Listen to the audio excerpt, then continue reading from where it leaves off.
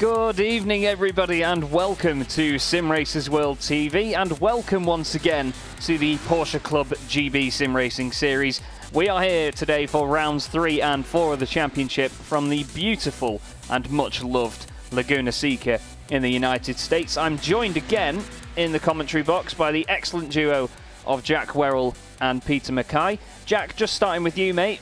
It's going to be a bit more of a technical challenge this week for these guys around here, isn't it? Yeah, definitely.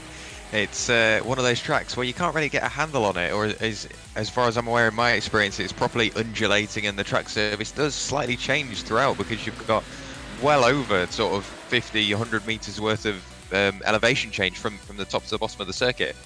So obviously that will obviously affect how you've got to drive as well, because higher up in the circuit it might degrade your tyres a little bit more. It might be slightly hotter, slightly cooler, depending on where you are on circuit. So it's really going to be a proper technical challenge. And I've got to say, I did pick up on it earlier as well. You said it again. We're not in the evening yet, mate. It's afternoon. I'm too used to evening broadcasts, aren't I? Just coming to you as well, Peter. I mean, we've been watching these guys in practice so far, and it seems like, as we expected, it's a bit hard for them to get a handle on it.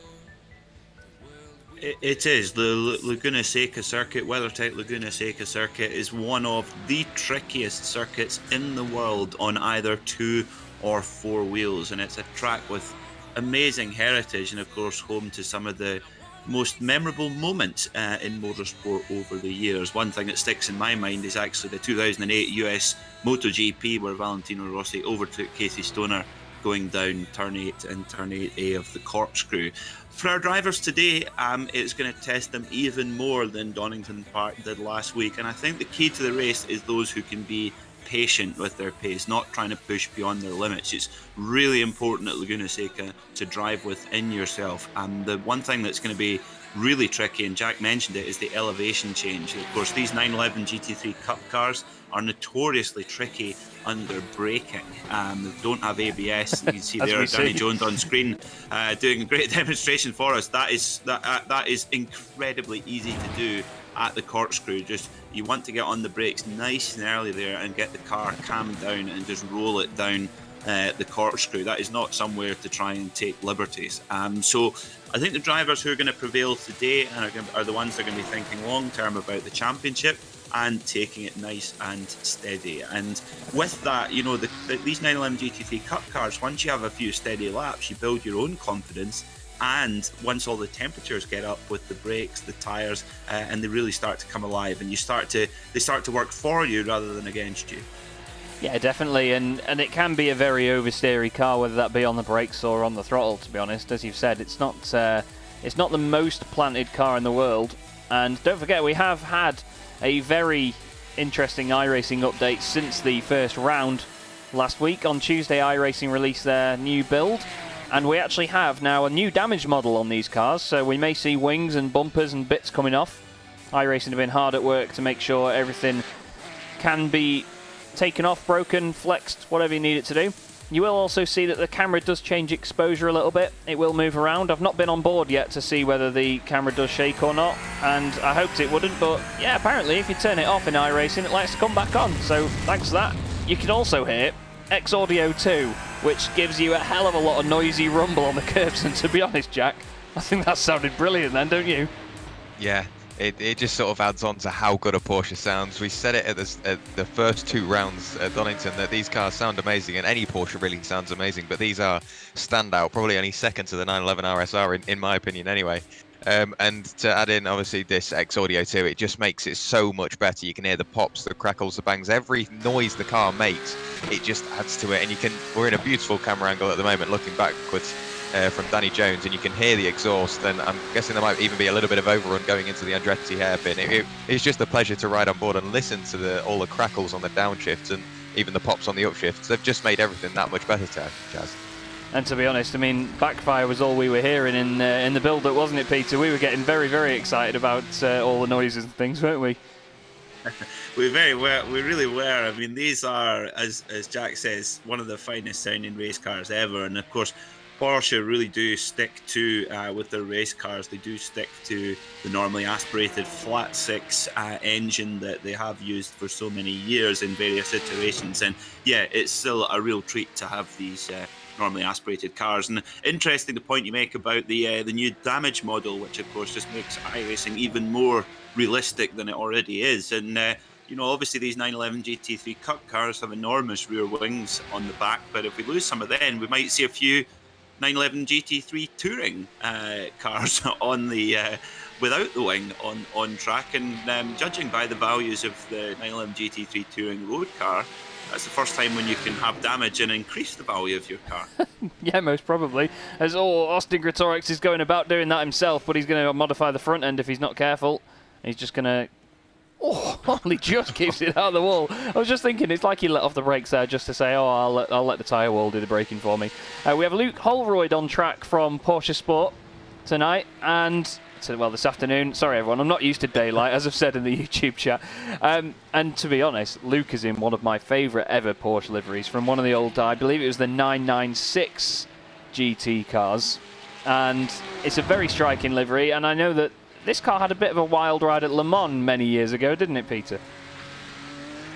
Yes, it certainly did. And Luke is very kindly helped. Luke does has a Porsche news site called Porsche Sport, and Luke has very kindly helped out a lot of his fellow competitors with their liveries, and has been able. It's quite a tricky job to get these cars looking good, and there's obviously absolutely everything you can change with logos and colours and all sorts. But Luke's done a great job. He's been a great contributor to the Porsche Club of Great Britain Sim Racing Paddock.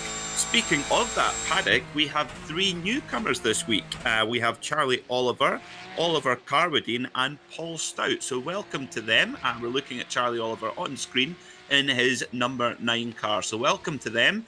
And as we saw last weekend with Ryan Parkins, with his first time in the championship, he did very, very well indeed, and actually leads our championship standing. Now, want to give a shout out here to this car on screen, Paul Stout, number 37, in the Grello Manti Racing livery, a proper, modern day icon livery for Porsche racing cars. Of course, you'll see those Manti racing cars at the Nürburgring.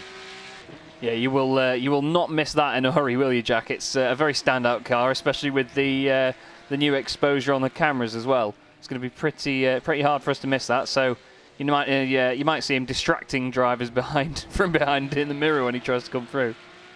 Yeah, we will indeed. We did see at Donington as well that some drivers are quite keen on the headlight button, and if someone's maybe just slightly slower than them, or they feel like they're getting held up, they won't hesitate to flash the headlights at the car in front. So when you're in a car that's basically wearing a high visibility jacket with the addition of flashing LED headlights, you're really not going to miss it. And it's quite a daunting sight as well, because in a car you just sort of want to draw as little attention to yourself as possible and just sweep through the pack with a sort of incognito almost, because we find underdog performances are people we don't tend to see. But I don't think we'll get much of a choice with Paul Stout's car, because you like you said, you can't miss it.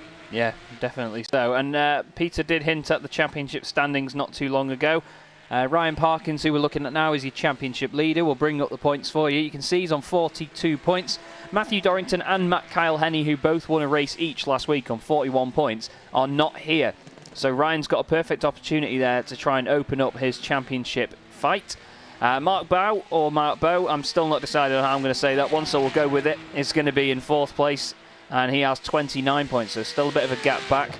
27 points for Austin Gretorix in 5th, and then Johnny Elia, or Johnny Elia, as I've been told, is in 6th place. You can see there, obviously after just one round, Peter, it's so close, isn't it, after getting those sort of opening few races under everyone's belts. And it's really the time where people, if they've had a bad first round, they need to try and bounce back now while the gaps aren't very big, don't they? Yes, they do. And the main thing is getting to the finish of each race without damage, and that's going to be very, very tricky. And of course, the Laguna Seca circuit, although it's it's probably one of the greatest driving challenges of any race circuit in the world. Even though it's quite a short layout, it's very, very challenging.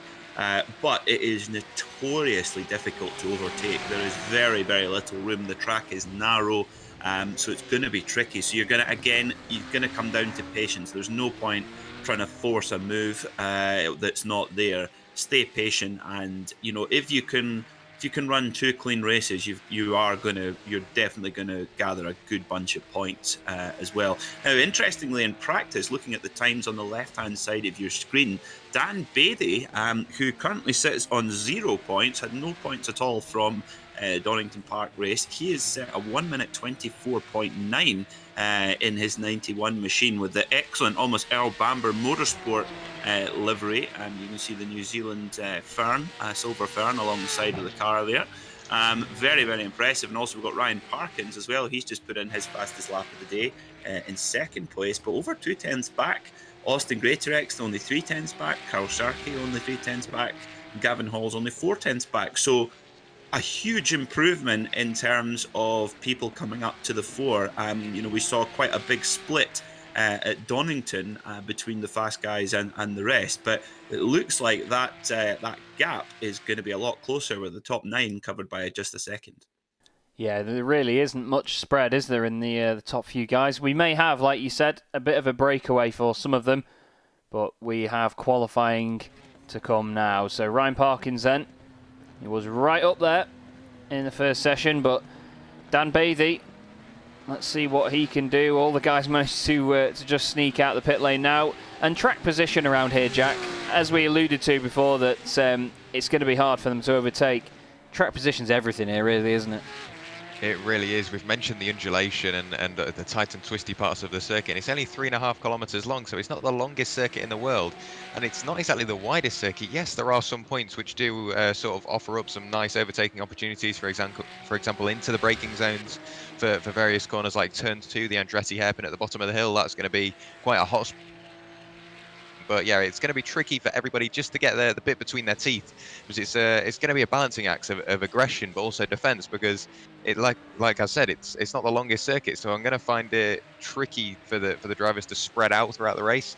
So it's going to be a very busy race for anybody out on circuit, which is really going to be good for the championship as well, because we're looking at the championship standings. There's 5 pairs of drivers on the same point, so this could sort of sow the seed for upcoming rivalries throughout the season. So this is sort of the key point where you need to make sure you get your head down and sort of show your true colours on how aggressive you can be, but also how clean you can be, because it's really going to pay off around here. Sow the seed, there's a phrase that I like. I tell you what, not heard that one before, and I'm a fan of that. Niall Polly's had an issue, and looks like in a minute Polly's going to need to put the kettle on, because, to be honest, he's not going to get on track anytime soon. We're going to have the gaps on the left-hand side, everybody. I know Jack absolutely hates me for that reference. Some of the guys just putting their outlaps in at the moment. Andrew Marston was someone that had a bit of a tough time in the first round. He wasn't a blue livery last time, and now is in quite the opposite here, Peter, in the very famous Pink Pig livery that we all know and love. Yeah, this is one of the most, like you say, the most loved liveries for Porsche fans. Of course, the car started off on the 917, one of the, well, for many, the ultimate Porsche, which was capable of nearly 250 miles an hour at Le Mans in the early 70s, which is just a terrifying thought. But the livery was brought back in 2018 when Lawrence Vantor, Kevin Estra and Michael Christensen took their 911 RSR to victory lane in the GTE Pro class with the Pink Pig livery. And of course, Lawrence Vantor, the Belgian driver, he now has pretty much every piece of Pink Pig merchandise that is available. He even has a Pink Pig bicycle to go out and train on. I absolutely love that. I imagine it looks pretty decent as well. Oh, Andrew Marston's not made many friends there with that outlap, and I think we just had Mark Searle, was it? Let's have a look. Yeah, Mark Searle's just had a bit of an issue. Let's just see how he managed this. Oh, there was actually contact with Ratcliffe as well. And Ryan is one of those drivers that was right up there as well at Donington, wasn't he, Jack? He's obviously previous British GT driver, and we saw him absolutely scything through the field. And I think round here he's going to have a bit more of a task on his hands, because, well, pace is going to be key, but when it comes to trying to overtake, I mean, you said before it's a narrow circuit, but he's going to have to be very patient, isn't he? Yeah, he really will be, because we saw him carving his way up through the field at Donington, and he was the biggest mover in most of the race, or in both of the races. So I'm guessing it's going to be sort of a similar sort of race, or race 1 and 2 here today. But we've mentioned it's a skinny circuit. It's going to be hard to overtake. So if you're a quicker driver held up by the slower drivers throughout the field, it's going to be tricky to carve your way back up. Definitely. Ryan Parkin's top of the pile at the moment, 125.2. You can see some of the guys below, they're all a good couple of seconds off. Carwadine at the bottom as well, 21 seconds off at the moment, but that's just because these are outlaps so far. We have Carl Sharkey just in front of Ryan on track there. Carl, another one of the series organisers, in what is a very, very bold and pretty livery, to be honest. I'm a big fan of that one. Well, with our current pole sitter, I'm pretty sure he's going to get stuck behind. He might pull over or get out of the way, but we'll go on board and see what he can do. Oh no, he is pulling over, or is he? No, he's just giving him a bit of room, but probably not the ideal time to do it there, Peter, because now he's going to have ruined his run down the straight, isn't he?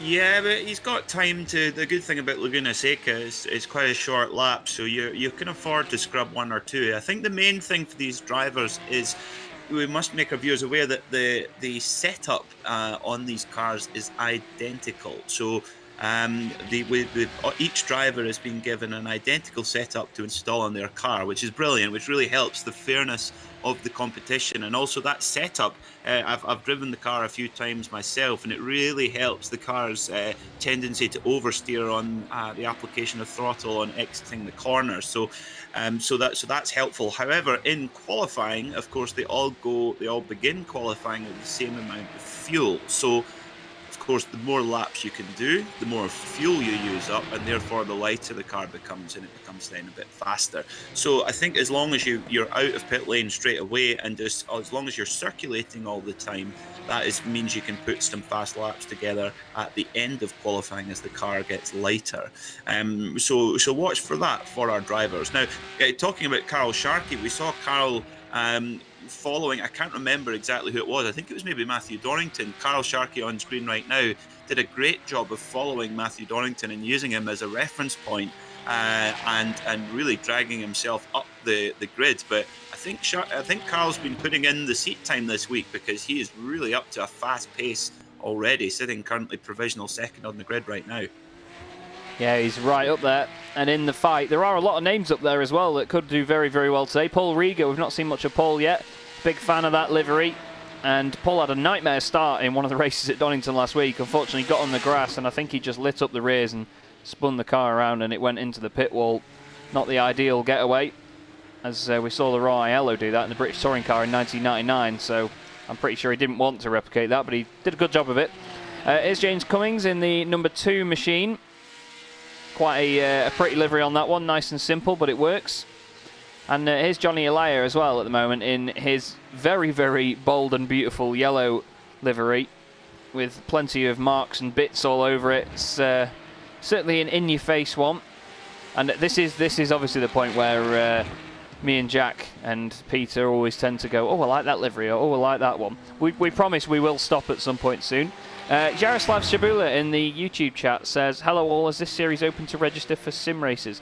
I believe it's for Porsche club members only. I think that was the premise behind it all, wasn't it, Peter?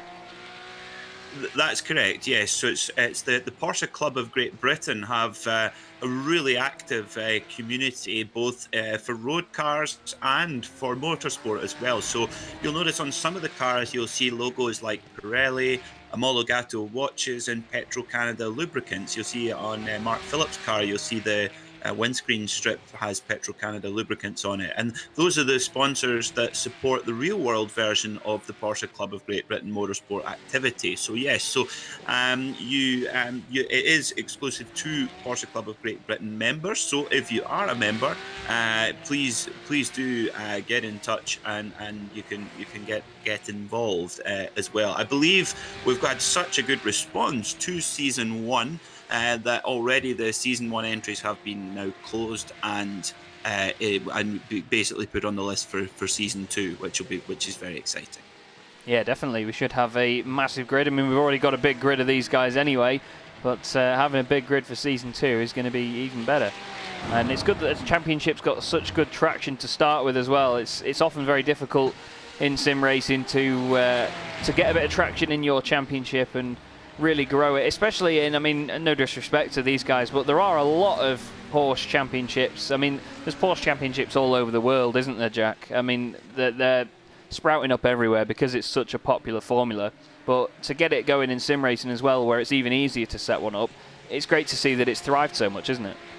It really is. It just pays credit to that Porsche sort of. I don't know. It's just in the genetics of a Porsche, really. Just to go quickly around a race circuit. We mentioned it at rounds 1 and 2 that there's Porsche Cup Asia, Porsche Cup America, Porsche Cup GB. Just to name 3 of the many. I'm sure there's even hundreds just in Europe, let alone the world. So yeah, it just shows how good these Porsches are at just being minimalistic race cars. They do exactly what you expect them to do.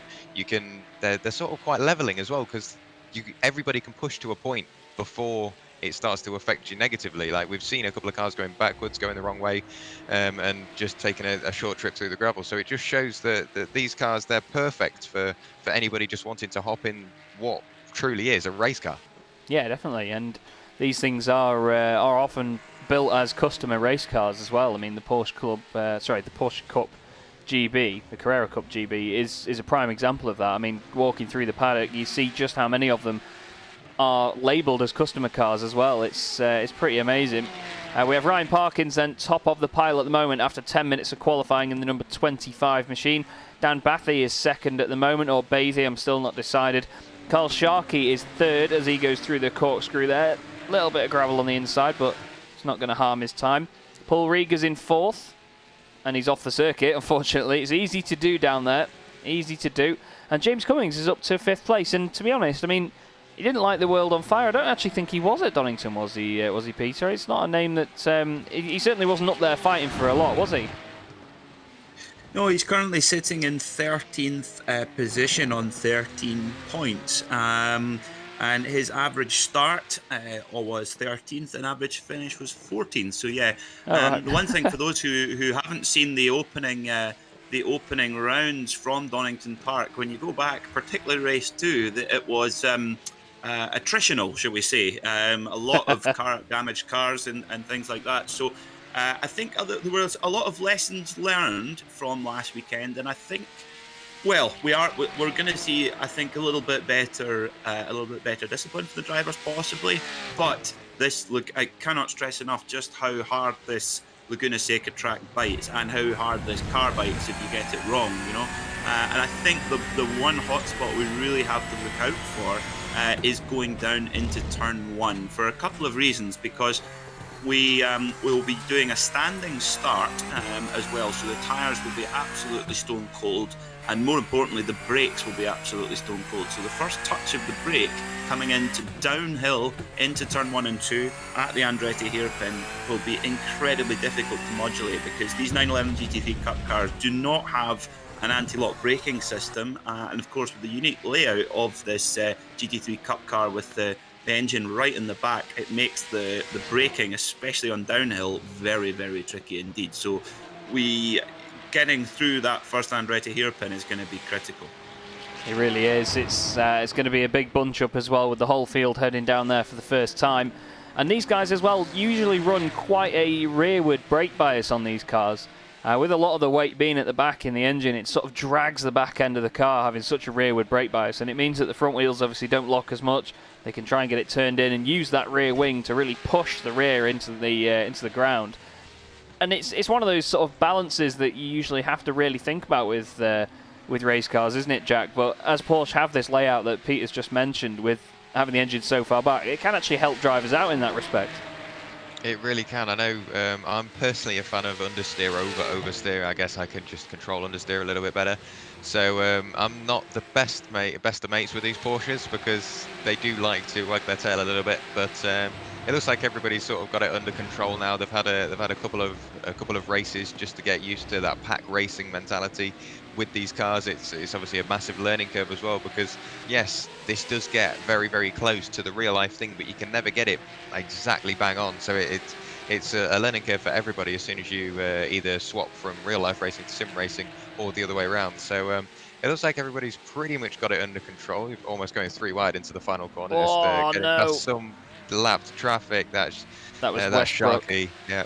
Sharkey collected the inside of Westbrook. It didn't like Westbrook left him much room. There was still more contact going around the final corner. But while all this is going on, we've got a qualifying session going on. Ryan Parkins has extended his provisional pole time with a 1 minute 24.538, and that's the quickest lap of the day without a doubt. How has he done that? I mean, we jumped in before, didn't we, Peter, and saw that he'd done a 1:24.9, and we were like, how has he managed that? He's gone 4/10 faster again. That's just unbelievable pace.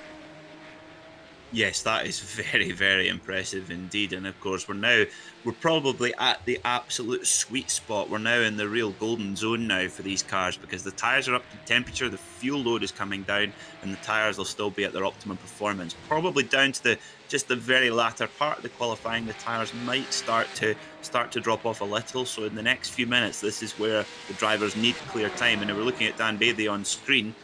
He's got nice clear track there, so this is a good opportunity for him to try and set a good lap time. He's actually on an out lap right now, so we'll just wait and see what he can do. Just also mention for some of the Porsche Club of Great Britain sponsors who have been very generously supporting Porsche Club Great Britain activity for many years. In case you see Pirelli, Petro Canada, and also Omologato watches. So if you've never heard of Omologato watches, they're very cool things. They've all inspired by motorsport as well. So you can buy all different kinds of motorsport inspired watches. The company's based here in the UK.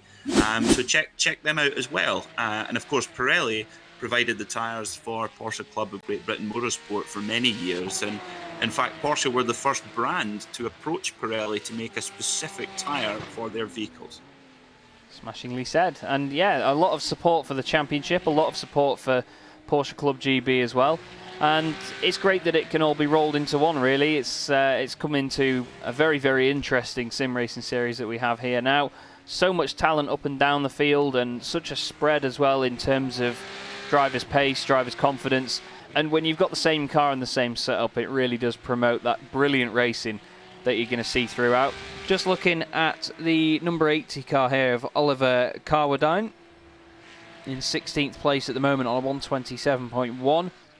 We have Dan Bathy's gone he's at 25.14, so even he's 4/10 faster than Sharky at the moment. We've got Paul Rieger just off the circuit there, not quite sure what's happened to Paul. Let's have a quick little look. Going into the left-hander, and as that corner's on camber, you expect the grip to come to you, and Paul's just let it wash wide. Manages to keep it out of the wall, though, but that's the thing with this track, isn't it, Jack? There's so much camber change everywhere that you can expect the car to grab a bit of grip, and then it just doesn't happen. Yeah, it's a track we've said it before, and it's just going to keep on being reiterated literally throughout the stream. And whenever we ever come back to Laguna Seca, it's a track it's really hard to get a handle on, because one corner is completely different to the next one. I think the closest two are the two hairpins, literally the final corner, and then turn two. They are literally the closest two, and they are still nothing alike, because turn two you're going downhill, so you've got to brake nice and early because you'll be carrying that extra momentum. So it's a tricky circuit. You can see the dust and various bits just on the circuit, and obviously as the track rubbers in, there's obviously marbles you've got to bear into account. So if you run wide and expect that grip to come, and like you said, if you wash wide onto those marbles, you're just going to lose even more grip. So you're going to end up going for another lovely trip through the sand trap. So it's one of those circuits you just can't get it right one lap and then wrong the next, because it will punish you very, very badly. Yeah, it's a circuit where if you push over the limit, then it can really, really make a big, big difference to your race, because you catch the gravel a little bit, spin the car. You will also see as well, everybody, I'm just going to try and find someone that's going to it. Charlie Oliver just hits that curb there on the inside, and, well, there you go. How's that for picking an example for you, everybody? No offence to Charlie, but thank you very much for taking part in this experiment. I was just going to tell you just how much of a pain that curb is on the inside there. As you turn in, look, you can't see it, and then suddenly, bang, it's there. He's already lost it on the way in, and then it was still going a little bit. And then onto the gravel, and he's just going to kiss the wall on the left rear. But it's so easy to do around there, isn't it, on a blind corner, Peter? That is one of the hardest corners anywhere in the world. It really is, because as you say, the entry is completely blind, and you have the car right over to the right-hand side, and it's actually so easy to put a wheel on the sand on entry as well. And you're just basically, as you're coming over the crest of the hill, you're just looking to, as soon as you see the sort of top of the sausage curb, the red sausage curb there, you then, that's when you start to turn the car in. And that corner is one where you can either gain a lot of time if you get it right, but you can also end your race by putting it in the wall. So again, come back to an earlier point, that patience is going to be so important, and just not outstretching your pace. There are other circuits where you can really push the envelope and sort of, you've got the luxury to take liberties in certain places. Laguna Seca is not that kind of circuit at all. So the drivers who stay patient with the circuit today and drive within themselves are going to be the one who come home with a bag full of points. And Jack also alluded to the fact as well that you do get marbles on the surface as well. iRacing does simulate dynamic circuits, so the track does get hotter, it does get rubbered in, there will be marbles offline, but so much dust around this track as well, as Amrik Sashdev puts a little bit more of it on through the long left-hander there, down the hill. And it's just such a great circuit to watch cars race, because there's so many different elements to it. There's fast sections, there's slow, tight corners, there's camber changes up and down, elevation changes everywhere. It's just a proper racing driver circuit, and I mean, we're not going to keep telling you, well, we are going to keep telling you how difficult this place is to get a lap in, especially a clean one as well. And obviously iRacing does punish people if you do get what they call an off-track, if you just have more than 2 wheels off the circuit, or just over that. If you just go outside the track limits, then you get what is called an incident point, which means that your qualifying lap will be invalidated. You're only allowed clean laps in quali, so these guys have to be really careful at this point. Some of the practice times as well, that means, will be not quite indicative of their pace, because sometimes you can get away with having what they call a dirty lap, where you just run a little bit wide on an exit curb. Some people might have cut the track a little bit more than others. But we're looking at Dan Bathy at the moment, really trying to get a neat lap in. Oh, we've got a car off there. That was Carl Sharkey's off. I think Carl's actually had a coming together. Oh no, there's a car off in front of him there. Oh, Carl's done it on his own, just lights up the rears. And off he goes, and that's what exactly what we were talking about before, wasn't it, Jack? With the oversteer on these cars on the throttle. Yeah, it really is. We've seen it happen so many times before, and it's just, I guess, a characteristic of this car, and it's just amplified by the circuit. And I'm just going to second your point of this being a driver's circuit, because it really is. It's amazing to watch, because the cars are always on the edge of adhesion, because you've got to make sure you drive within your limits, but drive within the track limits, and also make sure you don't overdrive the car. So it's a very busy circuit, and we mentioned it before we even got into the session, and then when we got into the session, Peter, that this is probably one of the most challenging car track combinations in the entirety of the iRacing service. It is, and we talk about overdriving. That's something that you're always going to get more of in qualifying, because in practice we saw the top 9 covered by 1 second. Well, now it's only the top 3 covered by 1 second. So the Ryan Parkin showing his class, and Ryan was our standout driver and is our championship leader. And Ryan actually works in the filming industry and actually worked with the legendary touring car driver Gabriele Tarquini. And actually, Gabriele, when he asked Gabriele, he says, "What if I would buy a sports car? What should I get?" And he just says, "Mid-engined and with slick tires." And he actually decided to go for a Porsche Cayman rather than a 911, because his friend said that he couldn't reach the pedal. So perhaps he's height challenged, possibly. Well, his words, not mine. Well, he's all the way up there at the moment, so he's got nothing to worry about when it comes to height, as things stand in the qualifying session that we've got going on. Carl Sharkey's still in 3rd place, with Dan Bathy splitting those two. Oh, we've got Mark Phillips off the circuit. Oh, he's just pulled over there, that's all. Oh, and Oliver Carwadine has become a victim again of the corkscrew. Johnny Elia, we were just looking at for a second there in the 688 machine. He's slipped down to 14th place now. He was a little bit further up earlier on, but as the times keep coming in, he's been gradually pushed down the order. It's easy to do in qualifying. You can easily set a fast lap early on and get what they call a banker lap in, do a real belter, and then before you know it, you keep looking at what they call your relative on iRacing, which shows you your positions in relative to other cars, and you just see yourself going gradually down the order, and it can be a bit of a frustrating process, can't it, Jack? I mean, you sort of get into a bit of a frustrated mindset towards the end, and that means that you may push a bit hard further on in the session and not get the lap you want. Yeah, that's pretty much the way I would have put it. Like you set your time and you think, yeah, that's quite good, and then maybe you set another one that's just a bit quicker, because you're comfortable that you can take a bit more risk, because you've got a nice, as you mentioned, banker lap in. And towards the end of the session, if you see yourself dropping down the order, you're going to get slightly more aggressive. You're thinking you've got to find time, and if you start pushing even harder, you start overstressing the tyres, overstressing the car, and maybe even overstretching your ability. So it just makes you, in the end, drive slower. It might feel quicker, but it will be slower because you're probably scrubbing the tyres going in, getting that extra bit of understeer, which can cost you a couple of tenths each corner. So we've said it before, and I think Peter outlined it beautifully earlier on, that it's controlled aggression, but also patience around here. Yeah, patience is going to be the key. Really, really is. Some of these guys being so tidy with their laps at the moment, or trying to be a little bit of a moment there for Stuart Clark. But you could probably get away with moments like that. It may kill your momentum, but it might not give you an off track, so probably still get a clean lap. And you can see a lot of the guys snatching the front left into the corkscrew there. Just as the camber goes away, the wheel sometimes lifts off the ground. We're going to see that from pretty much everybody. Here's Charlie Oliver, newcomer to the championship as of this round. He's 11th at the moment. And from what I see, the highest placed, just as he has a bit of a moment on the exit of the final corner, it's the highest placed newcomer for this round. The other two we have are Paul Stout and Oliver Carwadine, which are only 0.02 of a second apart, I believe. Actually, sorry, 0.2 of a second apart. It's Chris Bowie just in front of them. And this is Ian Hannon. Ian was involved in a lot of the action at Donington Park, and he's down in 17th position at the moment, hoping to get a lap improvement. Well, the session has just ticked over as well, so you're going to see these guys now completing their final laps. Here's Austin Greater X, just coming across the line in his very, very beautiful livery. And he goes up to third, a great time there in the end, a 1:25.3.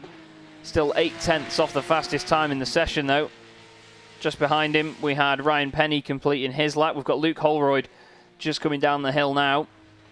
See what he can do. He's gone a bit wide there. That might be an off track and it might have ruined his time. He's still going for it though, absolutely flooring it. These great sounding cars. And the new audio system on iRacing X Audio 2 sounding incredible. Really does amplify the right things, because in a lot of sims you get pops and bangs that just aren't as loud as other bits, and obviously in real life a pop and bang would really make you flinch. And Luke Holroyd unfortunately does not improve his time. Mark Phillips, series organiser, is going to be the last one across the line in the session.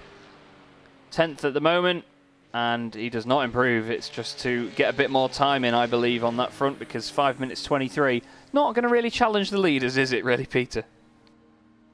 No, I think he was parked at the side of the track for quite a while, perhaps stopped to go and visit some of the concession stands here at Laguna Seca. Now, I want to, somebody who I'm not seeing in the top 20, and someone who I would expect to be up the front, is Gavin Halls.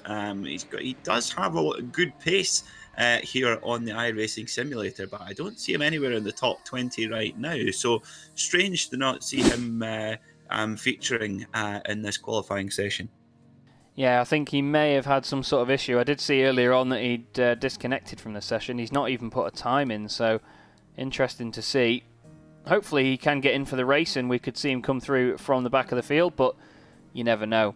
These the sims are temperamental, and at the end of the day we always associate any technical issues with what would be an engine failure, for example. So there is your grid then. Pole position, we are going to see Ryan Parkins leading the field from Dan Bathy, Austin Greatorex, and then we get Carl Sharkey on row 2 with him. Paul Rieger and Luke Holroyd make up row 3 with James Cummings and Mark Bow on row 4. Then it's Johnny Ilya on row 5 with Mark Phillips in 10th. Charlie Oliver, newcomer to the championship, starting 11th with Mark Baxter Jones in 12th position. Then we have Ryan Ratcliffe, he's going to be flying through the order, I'm sure, with Angus Archer, Stuart Clark, Danny Jones, Ian Hannon and Chris Bowie make up row 9. Oliver Carwadine and Paul Stout make a newcomer row 10, with Ryan Penny and Amrik Sashdev in 22nd. Then we have Carl Hazelton and John Westbrook on row 12, and then the last 4, Mark Sill, Niall Polly, Andrew Marston, and hopefully we will see Gavin Halls out there, but nothing yet. But another great race ahead of us here, Jack. A big field and a narrow track. Ryan Parkins, what can he do? I'm guessing it's going to be a very similar race to rounds 1 and 2, where he just dominated it from start to finish and placed the car exactly where he needed to. But it looks like we've got Gavin Halls on the grid, so he's going to be someone to look out for. He's currently starting P28. I'm guessing on the cards for him, possibly even a top 10. Well, only one thing to do now, and that is for me to shut the music up, wait for the lights to come on, and then we will have the start of the race. Just waiting for John Westbrook and Austin Greater-X to take to the grid. And all these cars sitting there idling away, waiting for the start. We have another big grid for you, everybody. Don't forget as well, like and subscribe wherever you can, wherever you are watching, whether it be on Facebook or on YouTube. And we should have a very, very great race meeting. So, without further ado then, round 3 of the Porsche Club GB Sim Racing Series from Laguna Seca is away, and look at the wheel spin from Ryan Parkins, and what a start from Austin Greater-X, but around the outside and into the race lead, Carl Sharkey. Oh, we've got a car off in the background. Oh, we've got a couple of cars around. There's a lot of carnage. Oh, we had somebody go off straight away on the right-hand side. It was Baxter Jones. He went onto the gravel, and that was that. But Carl Sharkey leads the way then. Ryan Parkins second, Greater-X in third. And then Paul Rieger is here in 4th place at the moment. But carnage once again at the start here on this one, Peter. But on such a narrow track, we did expect it, didn't we, mate? Yes, it really is. That is so tight there going through the field. And we saw Austin Greater-X actually get a fantastic launch, but actually got boxed in behind Parkins, but very cleverly he came off the throttle and just accepted that. So let's see what happened here. We're looking at our drivers, just seeing what happens. There's Mark Phillips in the middle there. And, oh yeah, Mark Phillips just moved around and tagged the 20 car, and then it kind of created a bit of a domino effect, which can happen. And there's the Manti Racing car going off too. So yeah, Mark probably just didn't see that number 20 car, Mark Baxter Jones, on his outside, and just moved across. Now, for these cars with damage, they do have the option of going in and taking one of 2 fast repairs. So looking at Kyle Sharkey, what an absolute rocket of a launch he got there, using the 911 GT3 Cup car's launch control system to brilliant effect. But Ryan Parkins is right on the back there. But we saw in the 12 Hours of Snetterton charity race where Kyle Sharkey is very good at defending his position. So let's see if he's able to do that today. Fingers crossed he can do so. Let's have a quick look at the start from Carl Sharkey's point of view. Look at it, minimises the wheel spin and off it goes. Absolutely beautiful launch. Really does fly, and it was the number 70 car that got involved at the start as well. I think it was... I'm just trying to have a look for where he is now, actually. I can't even see him on the timing screen. I think actually it might have been... let's have a look. Sorry, Jack, see that? It was Angus Archer by the looks of it. Yes, oh yeah, Angus Archer is at the top of the timing screen because he was in the pit lane. When he next goes over the line, it will tick down that he is further down the order, don't worry. But this is the battle for the lead. Angus Archer just turned left, basically, to avoid the incident going on his right, and then hit the side of one of the other cars, which took him over.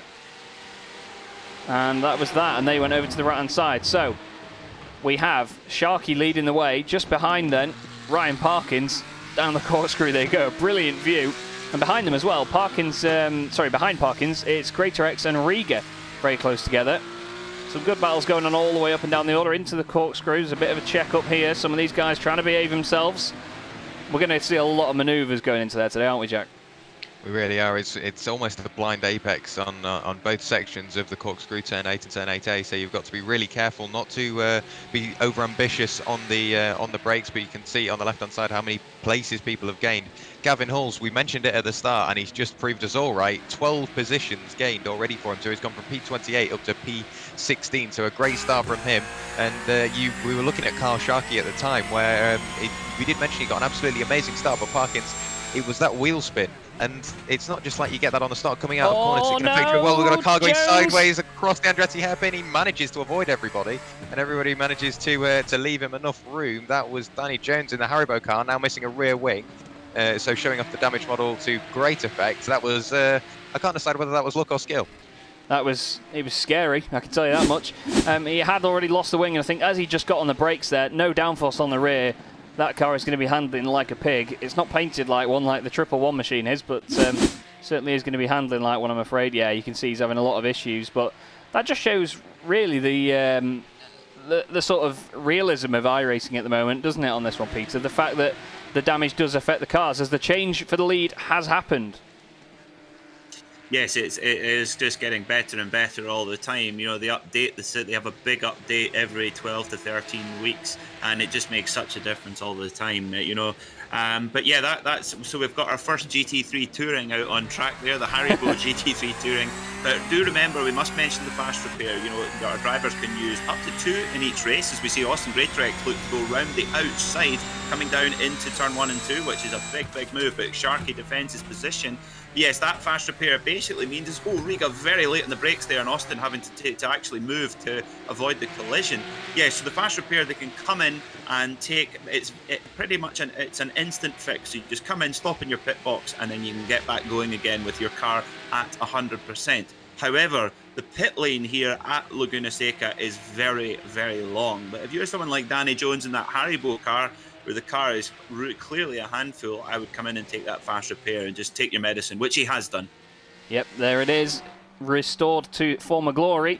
Here's James Cummings in the midfield now. It's spread out a bit. Oh, Ian Hannon's gone off the circuit. He's in the gravel. Luckily, doesn't put it in the wall. We'll have to have a look. Did he get any help? He's got Gavin Halls behind him. No, he's going to do it on his own. Long spin around there. And to be fair, did a good job not to let it go the other way round. All the way around, I should say. Gavin Halls has now gained 16 positions, by the way, in the beautiful liveried machine, the Harrods livery. Let's have a look who has moved up high in... Oh, Ryan Ratcliffe's around. He's had an issue at the corkscrew, which I'm not surprised at, because we're going to see that a lot. Oh, he sent it in, and just as he slams on the brakes... Oh, and it's a big hit to the wall there, Jack. That's surely going to damage something on the front left. Front right, really well. That will damage the suspension without a doubt. You can see the front of that car looking rather second-hand. Bits of bent bodywork here, there, and everywhere. Ryan Parkins is ever improving his lead. Now got 1.7 seconds over Carl Sharkey, so he got the move done, and he's just disappearing into the distance. Posted a purple time on the lap prior, 1:25.63. So a great job from him. He's just got his head down, made the most of the bad situation. And with only sort of 18 minutes, 19 minutes of this, I don't even know what I'm on about now. There's not 19 minutes remaining, is there? 14 minutes remaining. There we go. Get it right. Third time's the charm. Of this 20-minute race, it's already on lap 5, so the race is going very quickly already, as the leaders are just sort of battling their way into the distance. You've still got battles going up and down the order. We're looking at Niall Polly at the moment, trying to put Mark Baxter-Jones, pardon me, under pressure. This will be for P19 overall. We've got other battles elsewhere as well. Gavin Halls gained 17 positions, now all the way up in P11, trying to work his way up into P10, but he can't shy away from the attentions of Ryan Ratcliffe behind, who has only gained 1 position, and he is not looking to back down, looking to gain another one as well. And the top 4 are only going to get ever closer, Chaz. Yeah, Greater X is on the back of Riga, and then Dan Bathy's joined in on this as well. He was like 1.4 seconds off these guys earlier, but there's been a bit of playing around here. I think Riga has got past Greater X, and Greater X drops it into the final corner. Nice opportunistic stuff from Paul Riga there, and it's those little opportunities that you really have to take, isn't it, Peter, as Greater X gets him back. That was extraordinary driving from both men there. I mean, Austin, he made a bit of a mistake, but he held it incredibly well. And these cars, once these cars let go, they are so hard to catch. And he did so, but also Paul Riga just picked his pocket there going into the final corner. It's one of the corners where you can make a little cheeky move. But as we come up to the corkscrew here, we're heading down to, well, we'll head towards the corkscrew shortly as we head through turn 6 up the Rahal straight towards the corkscrew. Just a little mention of that incident between Mark Phillips and Ryan Ratcliffe. What happened there was Mark was on the brakes, I think, a little bit earlier than Ratcliffe expected, and that just caused them to lock up, because you cannot afford any upset of your rhythm going into the corkscrew, because it requires absolutely 100% perfection on braking there, otherwise you will turn round. And Dan Bathy there just thought, all right, you want me to go around the outside, mate? Watch this. And he went all the way around. And then Paul Riga got to the corkscrew and went, no, you are not coming through, mate. That was such good racing from the pair of them there. Really close stuff. And then Dan looks down the inside again. Paul still turns in. He knows the overlap's not there. He has his spotter on, so he doesn't have to worry about it, or at least I hope he's got it on. Sashdev's got the attentions of Paul Stout and James Cummings behind him. And as they go down the hill, you can see different lines from everybody as you go down there. And we're going to see a lot of that over the course of both these races today, nearly halfway through race 1. Don't forget, we have round 4 of the championship coming up for you afterwards. And our championship leader, Ryan Parkins, who hasn't won a race yet, is actually in the lead of this one, and 4 seconds ahead of Carl Sharkey now, Jack. So he's doing what he needs to do to get that initial win and extend his championship lead. He really is. I'm hoping this is just going to depict what the rest of the season is going to look like for him, because he's doing a great job. But Carl's doing everything that he needs to as well. Obviously, the first couple of rounds were slightly tricky for him. He got a couple of good results, but that was with a second-hand looking Porsche 911. He did pick up some battle scars throughout. But he's just proven that maybe Donington Park wasn't his favourite circuit, because he's come to Laguna Seca, got an absolutely amazing start, led the race for a couple of laps before losing out to the leader of Ryan Parkins. He's gained 2 positions still from where he started, and he's just sticking there, building up a nice gap. He's now got almost 3 seconds to Greater X behind. Yeah, he's getting the job done. Oh, we've had Johnny Elias gone off, and Ryan Ratcliffe's also gone off. What's happened here, boys? Oh, Ryan's gone into Amrik Sashdev. Oh, Ryan may be one of the quickest guys in here, but he's had a bit of a nightmare. He's also had issues before that as well. Let me just have another look back. So this is what initially caused it. I was going to say he was chasing down Gavin Hulls. Oh, he's overdone it on the throttle on the exit. And then he's going to come back on. This is the saga. Oh, he reverses straight across the track. Not the most advised of things, but if you can see there was no one coming, then fair enough. And now this group is going to go past. There's Sashdev just trying to come through. Now what happens to Sashdev after this? Because there's a couple of other cars in there as well. Oh, Ryan's turned in on him, in all honesty. Sashdev then gets hit.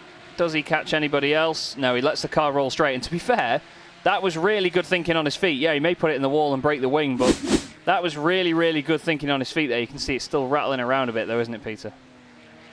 Yeah, that's a real pity for Amrik Sashdev. He was driving a very clean race, and to be quite honest, didn't do an awful lot wrong there. And for someone like Ryan Ratcliffe, who's raced in the real world, showing pretty poor discipline, to be quite honest, made quite a lot of mistakes, and not showing a great amount of respect to his fellow drivers. Of course, Amrik Sashdev is a newcomer to us here at the Porsche Club of Great Britain. Raced last weekend for the first time at Donington Park, and actually only began on the iRacing service back last month in May. So he's been doing a grand job so far, I think. And you'll see on his car there, 360 Financial Management. That's Amrik's financial advice firm. And we also must give a shout out to his partner Sarah, who is a fan of our broadcast, guys. So we a big hello to Sarah, and hope she's enjoying the broadcast. Yes, thank you very much, Sarah. Glad you're enjoying it. We've got a good battle here to enjoy between Mark Bowe and Luke Holroyd. Luke just chasing him down. Mark was one of those drivers, again, that just got caught up in all the bad luck at Donington, but still quick. So I think he's up there in the championship as well. We've had another issue here. Andrew Marston's gone off. The Pink Pig, no, it's been taken to slaughter. Always look at it sliding down the corkscrew. It's like a bobsled down there, wasn't it, Jack? It really was. He locked the brakes just to make sure he did everything he could to keep it out the wall, and it didn't look like he got much damage at all out of that, if any. Maybe a bit of floor damage is the only thing he conceded from that, but he decided to return the car back to the pits.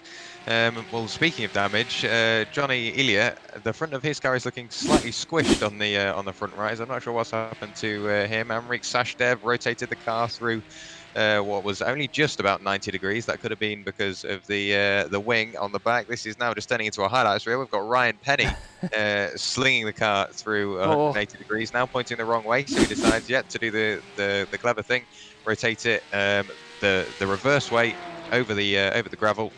Make sure he stays out of everybody's way, gets it pointed in the right way again. But this is Dan Bathy doing everything he can to keep Paul Rieger behind, but Rieger's not having any of it. He's going to keep the nose halfway along the car, going down in towards turn 2, over the hill at turn 1, in towards the Andretti hairpin, late on the brakes. It looks like Dan Bathy has got the preferred line, but Paul Rieger will look for the cutback, but Dan places the car exactly where he needs to, parks it on the apex, gives it a bootful, and disappears into the distance. Yep, he did everything he could there, and it was a good move in the end by Dan. We've actually, unfortunately, I have to say it on this one, Peter, we've had an issue for the Manthey racing car. Paul Stout, he goes over the crest into the corkscrew, a little bit hot. Oh my goodness me! Well, out of all the things I was expecting, that wasn't it, because James Cummings got involved as well there. Let's just have a look at what happened to these boys. Oh, they've made, oh wow, over the top of the hill, the number 71.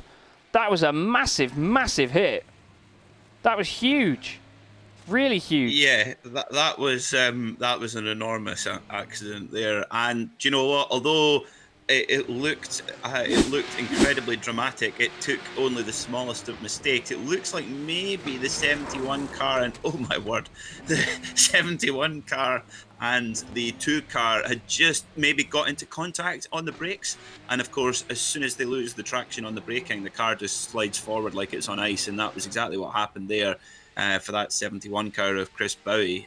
Shame for them, and a shame for the Manti Racing car, the 37 of Paul Stout, a newcomer, of course, to the series, and that will be quite a rude awakening, getting torpedoed into the top of the corkscrew. Let's ride on board and let's just see. This will be violent, I would imagine. Oh my, that's that's not what you want to see. To be fair, I think he got away with it in terms of the damage as well, but it just looked to me that Chris was focusing on the battle and just wasn't looking ahead in terms of where his braking zone was. He just completely missed it. We didn't see the brake lights come on at all. I'm not sure whether he's had a brake failure or something, but it didn't look like the car even tried to stop. But it's like you say, it could have been 6 of one, half a dozen the other. When you lose the traction, it really does absolutely knacker it going into a braking zone. Ryan Ratcliffe there with the front end of what is a very second-hand Porsche. It's almost an open wheel Porsche with the wheels sticking out of the bodywork. But he's managing to drag it around. Hopefully he has a bit more luck in the second race and less incidents.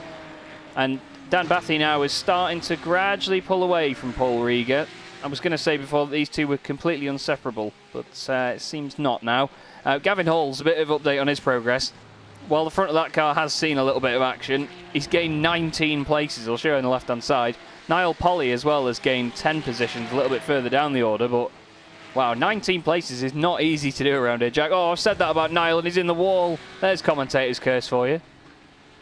Yeah, it's a great job from Gavin. He's doing everything he needs to, and Niall, all that hard work he's just done has come undone. He's lost 2 positions from one little incident, a little tap into the wall. We're getting cars ever closer as now. We've got Paul Stout doing what he can about Mark Baxter Jones by the look of it. That's Ryan Ratcliffe going backwards into turn 1. Or turn 2, pardon me. Then Niall Polly shortly follows it up. He thinks, oh, so you think you can crash, mate? Watch this. Decides to, rotates the car a little too much going into the corner, kisses the wall.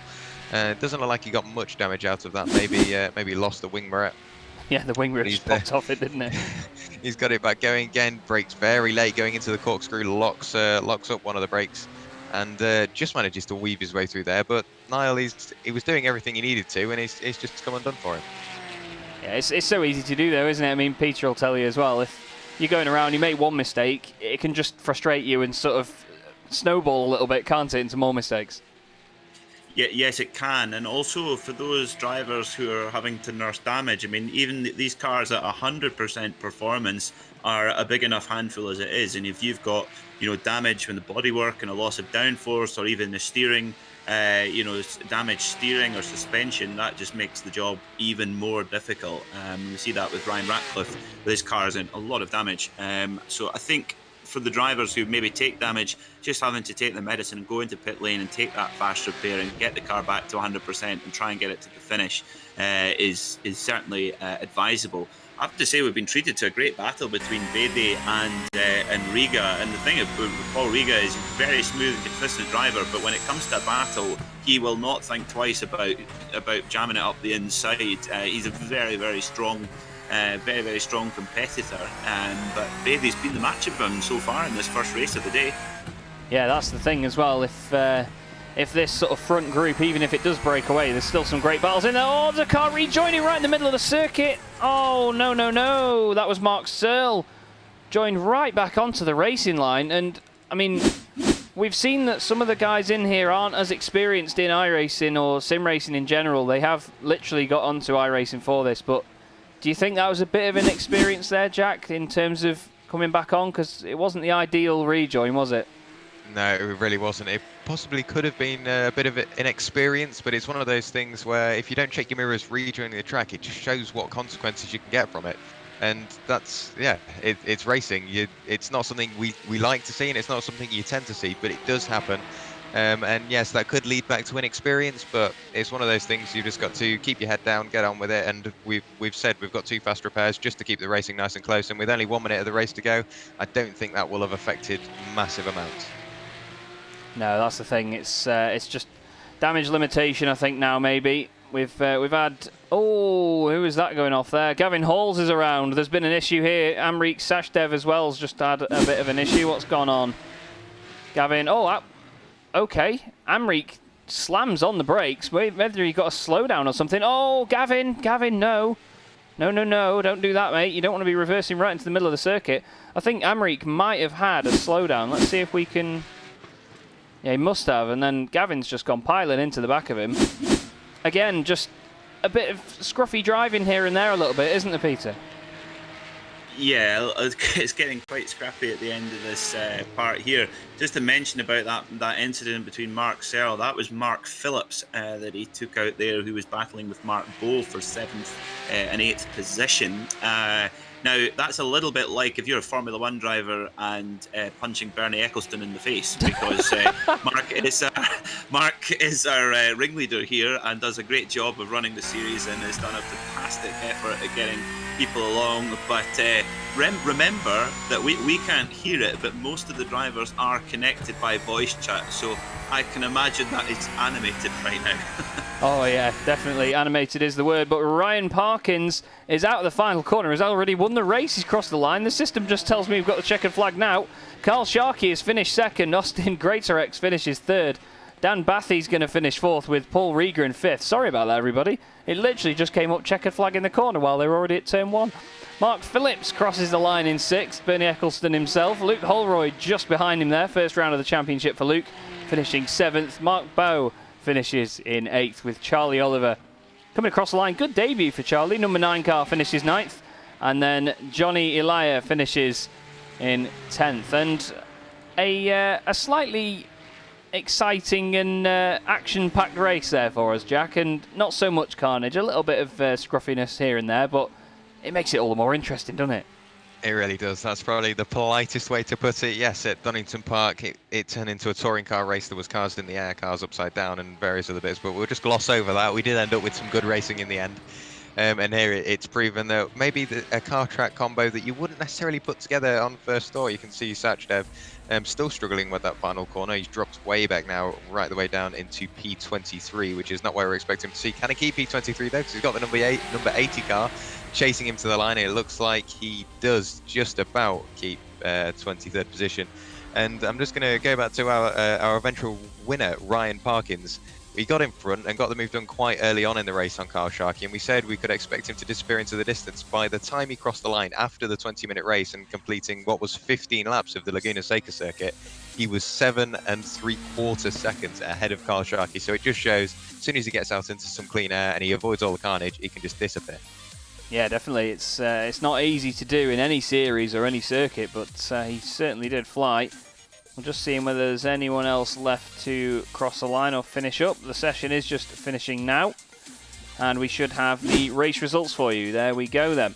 So Ryan Parkins takes his first win of the season and the first win of the night. Carl Sharkey finishes in second place. It's not the night, it's half 2 in the afternoon. Austin Greatorex finishes third. Dan Bathy finishes in fourth with Paul Rieger fifth. Then we have Mark Phillips and Luke Holroyd with Mark Bowe and Charlie Oliver.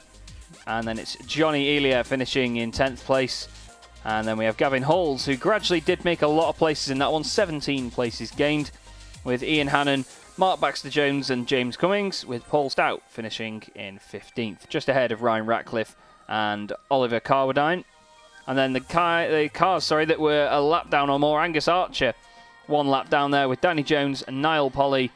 Carl Hazelton, Chris Bowie and Amrik Sashdev and Stuart Clark, they're all 1 lap down. Ryan Penny and Mark Searle were 2 laps down, with Andrew Marston 7 laps down, and John Westbrook, after that incident at the start, I believe, not making it to the end. But that rounds up our first race of the day, and we have another race coming up for you very shortly. What did you reckon of that one though, Peter? We should be lined up for a belter with this reverse grid, shouldn't we? I think we will, yeah. And again, we talked about patience. That for those faster drivers who are going to start right at the back, they're going to have to be very, very patient indeed and just pick their moments and accept that they might not be able to come right through and win the race, but they're going to have a lot of traffic to get through. But it's going to be, certainly for us up here in the commentary box, it's going to be incredibly exciting. Just to mention, I wonder if that perhaps wasn't Mark Phillips involved in that incident with Mark Searle. It'd be interesting if we get a replay of that before we go into race 2, because of course Mark finished in the top 6, so it might not have been, or he was able to get back onto track and finish the race. It'd be interesting to get another look at that one. Yeah, just trying to find it now. Let's have a quick look. Seems to have gone. Where the heck's it gone? Sorry about this, everyone. Just trying to find it. As you can imagine, there's a million and one things that have gone on. So here's Mark Searle going off the circuit. Oh, it was Mark Bowe.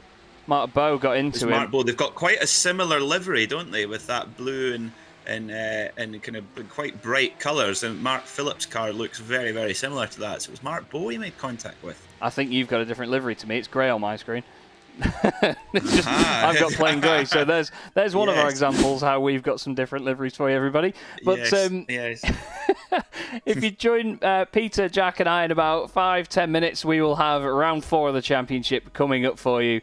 And another brilliant race from Laguna Seca. We'll see you in a few minutes.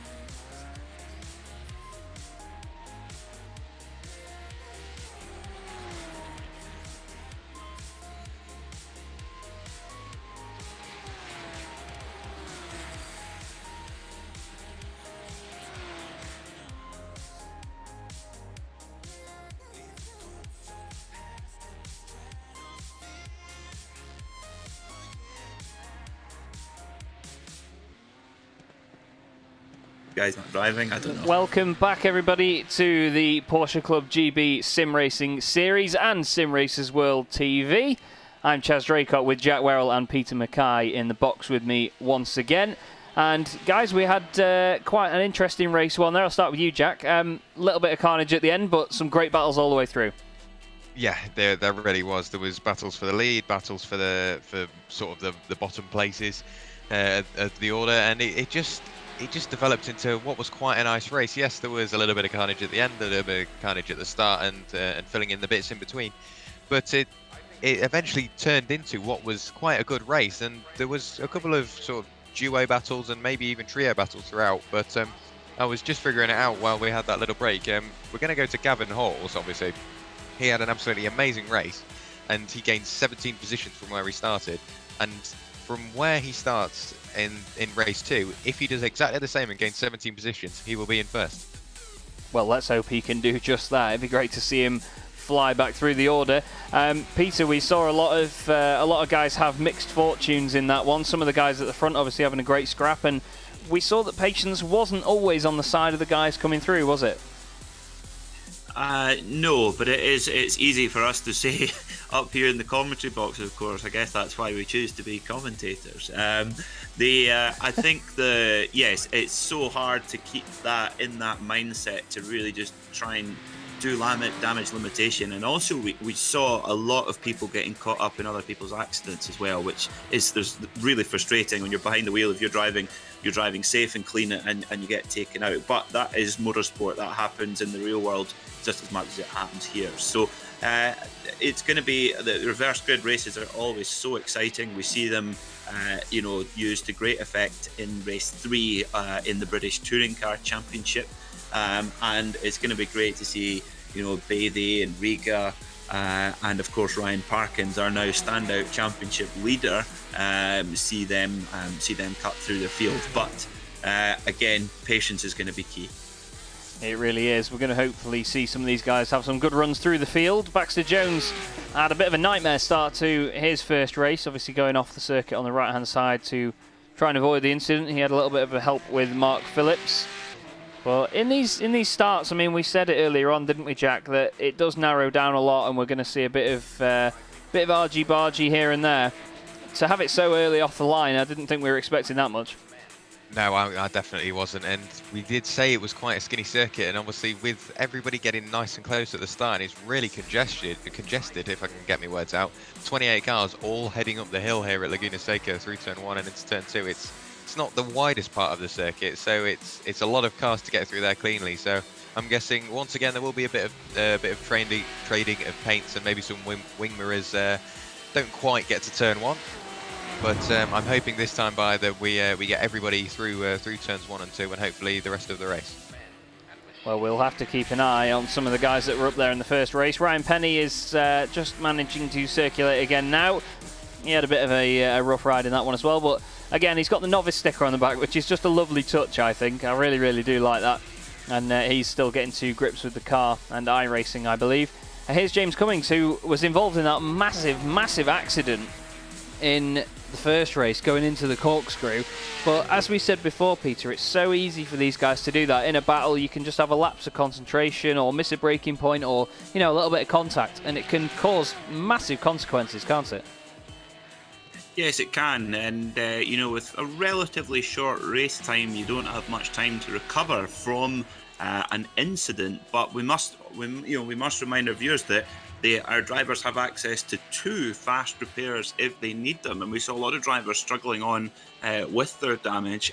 So perhaps we might see in race 2 some of them coming in to get back to full health with their fast repair. It takes about a 30-second or so kind of penalty, if you like, but we saw the race 1 15 laps. That's only 2 seconds a lap. So sometimes the damage can cause much greater time penalty than that as well. Yeah, that's it. And obviously the pit lane time being the main compulsory thing about that, you have to at least come into the pits to get said repair. Charlie Oliver is in 4th position at the moment in this session. He's in the number 6 Porsche this time round. Just going past him there is Mark Phillips in the beautiful blue metallic triangular design. Certainly does look good on this car as well. Here's Kyle Hazelton in the number 24. I will shut the music up for you all now, actually. There you go. And don't forget then, reverse grid for this second race of the day. We'll be advancing the session in just a moment and getting into the race. This is just a quick warm-up session for these guys to get used to the new conditions. Obviously, the conditions do change between each race. So the track could be a little bit more rubbered in. It could be hotter, it could be cooler. They have to adapt accordingly. And that's one of the more interesting things about iRacing, and some of the updates that they've brought in the last sort of 18 months is the changeable weather and changeable lighting conditions. Next week, Dave, I will find that out for you just now. I have it in my calendar, which, as you can imagine, is the most organised place on earth. We're at Monza, the Temple of Speed, next week. So these guys are going to be absolutely flat out down there. Their big wings doing their thing and dragging the back end along the ground. And I tell you what, I think these windier tracks that we've started out at, it's going to be an absolute corker to watch them go around Monza, isn't it, Jack? It really was. It really will be. If I'm honest, I thought we were at Zandvoort next week, but I think that might just be me getting my wires crossed with other championships. Yeah, no matter where these guys are, you can always hope for some nice close racing, and there will be, as usual, a little bit of argy-bargy up and down the field, but that's to be expected. That is just motorsport. And these cars, we've mentioned it before, they've got fixed setup, so they're all dealing with exactly the same piece of equipment. And no matter what you do behind the wheel, it will all lead up to whatever you want it to. So if you push that extra little bit harder, yes, you might find some early pace, but you can see that if you push a little too hard, it will really come back to bite you. And we saw that happen in the race. Lots of cars going backwards and going sideways, whether that be just by themselves or they've had help from somebody else. But as just one of the things that comes with nice close door-to-door racing, and I think just making it in these Porsches as well, it just adds to the perfect formula of motorsport. Yeah, definitely. There's so many aspects of it that do make it all such great racing. And I mean, you know Porsches better than pretty much most of us, Peter. It's always something that works with these cars, isn't it? Yes, they are. Well, Porsche have been so committed to motorsport over their entire history, over 70 years, and they've been more or less completely committed to motorsport all through that time, and they've reaped the rewards. Now, when people buy a Porsche, or they think about the Porsche brand, it's known as a very reliable and very dependable car, probably the best of kind of sports cars or supercars. And when you buy a Porsche, you're going to get a reliable car. They say that over 70% of Porsches ever sold are still running on the road today, and a lot of that comes from the development of motorsport. And of course, the most successful ever manufacturer at Le Mans with 19 wins as well, and that really is obviously a grueling test as well. Certainly is. We'll just fly through the grid because these guys are going to get underway any second. The top 10 then, Ryan Penny and Stuart Clark on the front row. Amric Sashdev with Chris Bowie, Carl Hazelton, Niall Polly, then Danny Jones and Angus Archer, Oliver Carwadine and Ryan Ratcliffe. And we're ready to go here for round 4 of the Porsche Club GB Sim Racing Series from Laguna Seca. And there they go, trying to minimise the wheel spin, use the launch control. It's a good start by Stuart Clark. He's going to try and go around the outside of Ryan Penny. Ryan Penny holding it to the inside in the 99 machine. Amric Sashdev trying to come down the inside. John Elia has gone off in the background. There's cars around. There's bollards all over the place. But that doesn't bother Ryan Penny, race leader. He gets round turn 1 nice and cleanly. Amric Sashdev trying to put the pressure on. He's got to think about Stuart Clark behind him. Carl Hazelton's a little bit sideways. The cars around. We've got loads of them around. There's a bit of contact there between some of them. And, well, all the guys trying to slow down and avoid it. Paul Rieger just gets through as well. Good evasion there from some of these guys there, Jack. Yeah, it really was. These guys are just getting... That's both of the leaders. That's Amric Sashdev, and who was that going sideways into there? That was Stuart Clark as well. They were literally door-to-door going through there. But Danny Jones has now inherited the lead in the Haribo car. He's got a nice, comfortable gap as well. 1.5 seconds, almost 1.6 seconds to Angus Archer behind. Amric Sashdev really struggling to get the car pointed in the right direction. Does he collect the wall? We're looking at the side of a hill, so I'm not sure what the cameraman's looking at. We get a replay. That was, I've got to say, I think that might have been on Amric. He didn't really leave Stuart much room at all. There was a bit more room there, but when you're door-to-door going at whatever speed you're going at in these things, which I guarantee isn't exactly slow, they just bounced into each other once, bounced into each other twice, and then went sliding over the sausage curb. In my opinion there, Amric squeezed him and Stuart went, I'm not having that, sunshine, and he just turned into the side of him, and it didn't need to happen. didn't need to make the contact. He didn't need to squeeze him that much at the beginning of the race. But Danny Jones in the Haribo car, well, he's leading the way here, Peter. I'm sure you're pretty happy with that. We all love Haribo, don't we? We certainly do, and that is one very happy-looking Haribo bear on the side of that car. The car looking in much better condition than it was in race 1. But look who's coming up behind him. Gavin Halls in the Harrods car. We saw Gavin slice his way through the traffic very, very well there in lap 1 with his cars spinning off everywhere, and he very carefully picked his way through. So watch for Gavin Halls. This is going to be a good battle because Danny Jones is no slouch either. So this could be a great battle for the win in this race. And look at also Austin Greatorex is up to 4th position already, and he's already putting a move on the number 70 of Angus Archer, one of our real world Porsche Club of Great Britain racers. Yeah, he's got a bit of damage to the front left after that first lap, but so many of these guys, as we saw at Donington Park, have just made it through the chaos at the beginning and managed to gain so many positions. We're going to have a quick look back at it. We've got some guys falling down the order there. Another car's just gone down. I believe might have been Charlie Oliver.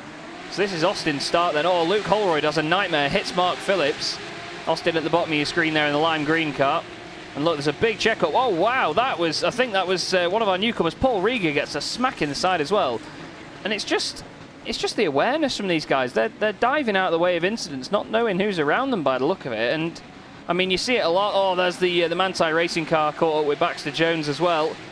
And now Austin's going to try it on Ian Hannon. Down the inside he goes as well. Another car stationary. Ian tries to get away. Look at them. They're just dotted around all over the place. It's like something off Grand Theft Auto, isn't it, Jack?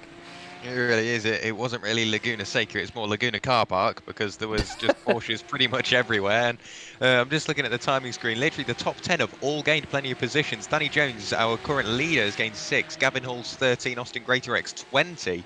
So a great job from Austin. James Cummings, who we're looking at the moment, has gained 8 positions. Paul Rieger behind 16. Oliver Carwadine has gained 3, Carl Sharkey 17, and Ryan Parkins 17. So those two are really close together, the number 77 and the number 25. So our race 1 podium finishers, Ryan Parkins obviously finishing on the top step of the podium. So those guys, I'm guessing, are going to be working their way right up towards the top end of the order and seeing what they can do. Yeah, definitely. We've got a lot of guys pushing it a bit too hard here. I mean, Gavin Halls has just gone off now, actually. We were just singing his praises before he's gone off at the very, very tricky left-hander that we all know and love. Paul Rieger's gone off as well. Paul Rieger's gone off at the top of the hill, late on the brakes, into Cummings. Cummings actually manages to keep it pointing the right way. Rieger stops the car, tries to get it back facing the right way. Don't join on the apex, mate. Manages to slide it down the hill. Wow, it's kicking off, but apparently, oh no, Mark Baxter Jones isn't the leader. Danny Jones still leads the way then in the Haribo car. Don't know where to look here, Peter, do you? Yeah, it's all going on. I think that incident there with Paul Rieger coming into the corkscrew, he just put one wheel on the it's not the grass, it's the sand. You put one wheel off track and that just disrupted his braking. You cannot afford anything to disrupt your braking in the corkscrew because if it does, the consequences are usually pretty dramatic. Yeah, interesting. Austin Greatorex now up to 2nd position, and amazing because he got a really hard thump to the side of his car and ended up just into the Andretti hairpin. He was in the gravel trap there, but somehow managed to recover it, get back on track and cut through it. Extraordinary stuff from the number 13 car here on screen, but there's no way that car is at 100%. We'll just need to keep an eye on Austin's lap times and see if he's able to maintain that pace. But so far, so good. Ian Hannon, I tell you what, he's going to need an overalls change after that one. Wow, what a moment that was. Let's just get back on board with him there, because he comes out of here and he gradually just touches the curb, goes one way then the other. Oh, what a save. Really, really good save, but wow, that's a new racing suit if I've ever seen one. He's really going to need that. We've got Carl Sharkey here just ahead of Ryan Parkins. These two have both gained 20 places each. Austin Greatorex has gained 21. And they've got Oliver Carwadine, the newcomer to the championship, just in front of them. We didn't see Oliver at Donington. Oh, we've got Ryan Ratcliffe off again. Ryan's been a menace, hasn't he, tonight? This afternoon, I should say. He's had another issue there. I don't know if someone's gone with him. Let's just have a look. Let's actually make the replay go forward. He's just going to overdo it, is he, on the exit? Yeah, as the car settles, it unsettles as it gets flat, and yeah, he rips the right rear off the thing. So that's going to be him out of it, but still, the guys at the front are probably laughing all the way to the bank now because they don't have to worry about these issues, do they, Jack? No, they don't. They're just controlling it from what they need to do. Ryan Parkins maybe a little too late on the brakes there behind Sharky, but he keeps it pointing the right way. Got a little wiggle. You can see the cars moving under the brakes as and when you see the nose dive. There you go. Ryan Parkins, the front splitter dragging against the ground, and he's got Oliver coordinating behind him. So these guys are getting closer, but I don't think they're going to be at the top of the priority list for Ryan Parkins, because he has got in the back of his mind the recovering James Cummings is keeping the pressure on Oliver behind. So the number 2 car chasing up the number 80. So those two will get themselves into a nice little battle. Ryan Parkins is still doing what he can to chase Carl Sharkey, and Danny Jones is just disappearing into the distance, and he's got quite the nice, quite the gap to Austin Greatorex in P2. This is Chris Bowie, who became an unsolicited missile in race 1 going into the corkscrew. No such issues here. He's got Ian Hannon behind him. We just had an issue for Mark Bowe. He's back on track though. So many of these guys doing so many different lines around Laguna Seca. We're seeing quite a lot of guys just going off into the sand, people taking different lines into every single corner, and that's one of the beauties of this track, is that you can do that. You can defend. I mean, Carl Sharkey's showing us here, you can go down the inside a little bit, still get it where you want it for the second apex of the first corner. And he's really, really trying his best now to hold off Ryan Parkins. For some reason I decided to put a letter A in the word hold, but we'll go with it. You can see though, the gap, just as these guys concertina up a little bit into every single corner, opens and closes so quickly. Luke Holroyd's had another issue. He's off again. What's happened to Luke? He had a bit of a nightmare at the start trying to avoid an incident and then got clattered into. Oh, he's locked it up going into turn 1. Real shame there for Luke. Further up the order though, Sharkey and Parkins still close together. And James Cummings has got past Carwadine. Oh, just as I look away, Parkins has actually got past, or has he easily? Whoa, I thought he was going to go straight on there. Oh, there's contact on the exit though. Carl goes for the gap just as Ryan gets the car back the right way. Charlie Oliver's had an issue as well. It's all kicking off. But Paul Rieger has managed to get past Carwadine. Now he's having a good debut so far, hasn't he, Peter?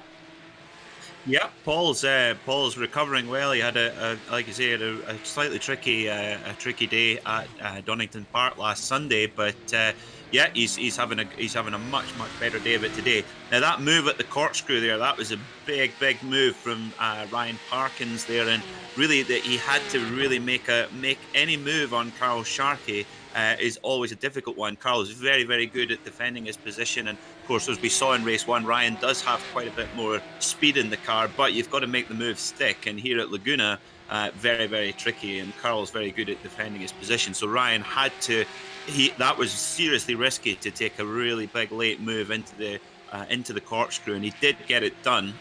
So watch now for Parkins, and his car looks to be relatively unscathed, so he should be able to chase down Greatorex and maybe even Danny Jones. But Danny Jones is setting a good pace at the front, so Parkins is going to have to. Oh my goodness me, that is! Oh my word, that is commentator's curse, infectious commentator's curse there, as Danny Jones goes to rejoin, and I would imagine Austin Greatorex won't be too far behind. So this race is now on. Well, Austin's already gone past. He's flown through and taken the lead. Now Danny's lost all of that. And Austin now has a 6.5 second lead over Danny Jones. Ryan Parkins is going to want to close in now. That's now 1.2 seconds, even less than that. He's gaining a 10th every corner since. And Carl Sharkey's going to be in the background thinking, what can I do about this? Danny Jones having a bit of a blip in and out there. But as we've seen, Jack, it's those little moments. You know, even the guys at the front aren't immune to them. No, they're not. It shows that these Porsches can be quite a handful, and we've seen lots of locked brakes and snagged wheels going into turn 1 and the corkscrew as well. It's one of those parts of the circuit where you've got to be so careful, and we've just got Danny Jones blinking in and out again, so that won't be in his favour either. We've seen him getting slightly frustrated in race 1, but still keeping it on the road. Obviously, with that with sort of rotten luck in race 1, we're now riding on board with Mark Phillips chasing down. Who's that? That's the number 80 machine of Oliver Coordine. There we go, I'll get it right. But Mark Phillips now in P8, looking to promote himself up into P7. He has a look to the inside, filling his mirrors late on the brakes. I don't think he can get the move done. I say that, but he's got the preferred line. Can Oliver carry the momentum around the outside? But he might lose out to Gavin Halls as well.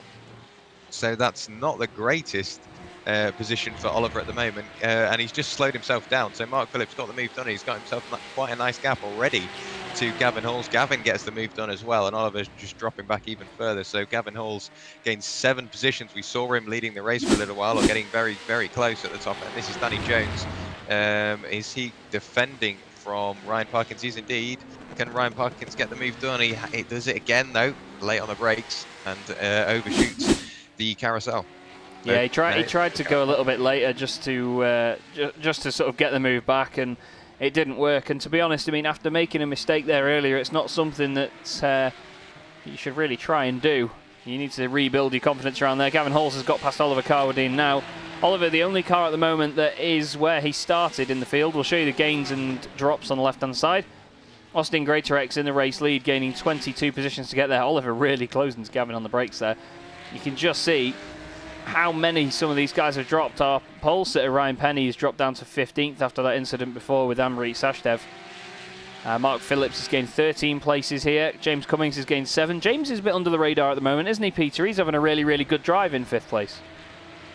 He certainly is, just keeping it nice and steady and reaping the rewards. Now, shout out to Ryan Parkins, the first lap into clean air, and he bangs in a 1 minute 24.6, which is one of the fastest laps we've seen all day long. And he also, when he was actually putting a move on Danny Jones there, got a great run up the Rahal straight into the corkscrew and pulled off that late braking manoeuvre for the 2nd time in a row. So Ryan Parkins really on the move here, but Austin Greatorex doesn't appear to be having too much of a problem with his 911. He's had a couple of laps under 1 minute 26, so he's on the pace that we would expect, which is a very good one, of course. And there you go. You see on screen Greatorex just putting in a 1 minute 26 flat, but Parkins a 1 minute 25 flat. So this could be very close by the time we get to the end of this race.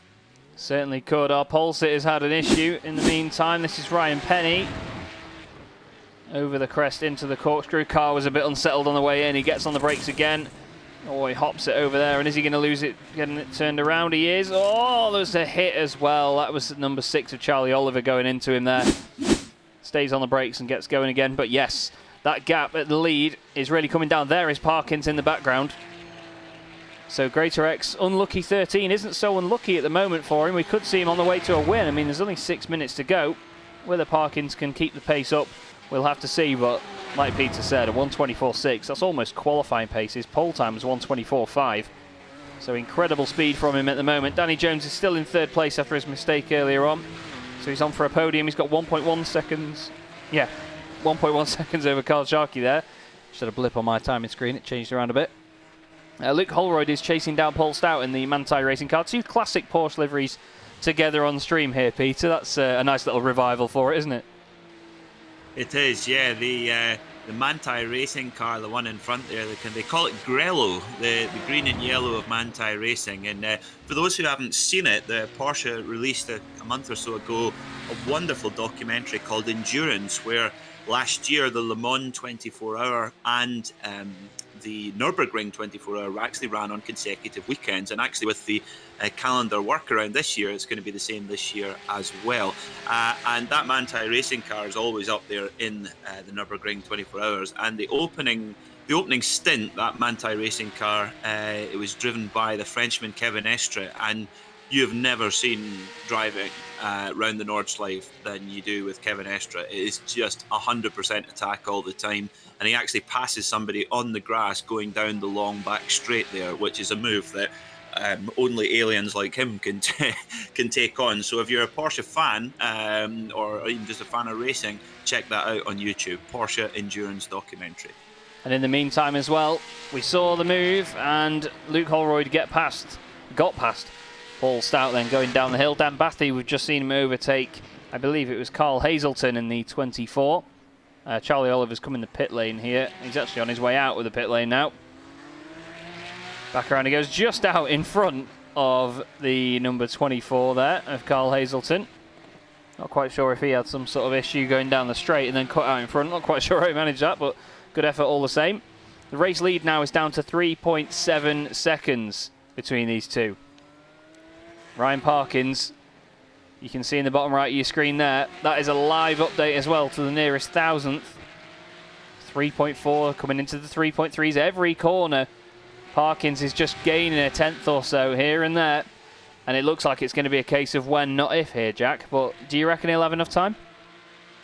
We've only really got sort of 2-3 laps remaining of the race. So it's going to be one of those, yeah, when, not if. Because I'm assuming Ryan Parkins has got his head in the game. He's just got in a nice rhythm. He's working his way around the circuit still. And he's keeping it nice and clean. Keeping it in between the white lines just about. Weaving it through there nice and cautious though. You heard him lift off just to make sure he can get the turn-in done. But it's going to go back to that old saying, it's catching is one thing, but passing is a complete other. And round here, we've seen in race 1 and even in qualifying, working your way past a car is quite the process. Yeah, definitely. You've really got to open up your opportunities and get your talent book out if you want to make an overtaking manoeuvre around here. It is showing that he's just behind Sashdev there, just because he's the next car on circuit. Hopefully he can dispatch of him quite quickly so he doesn't hold him up down the straight. Should be the perfect opportunity here for Ryan Parkins, and the gap is now 2.9 seconds.